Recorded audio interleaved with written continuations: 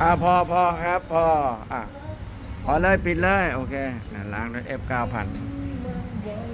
อันนี้ดำไหมคันนี้ออกไปดิอ๋อใสตู้หลังใสอยู่ตู้หน้าไม่อันนี้ท่อท่อเฉยโอเคพอแล้วโอเคเดี๋ยวนะไหนดำไหมเอาลมเป่าเลยตอนนี้โอเคพอละเดี๋ยวยังเหลือท่อเล็กท่อเล็กท่อเล็กดำจริงๆมีดำมีขาวอะไร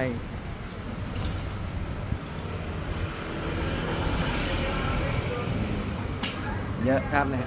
หลายถุงอยู่เดี๋ยวเลยกำลังอุดไอ้ที่รูเข้าให้อยู่ครับเอาซิลิโคนอุดให้ยาให้อยู่เห็นนะฮะรูมันเริ่มเลยนะ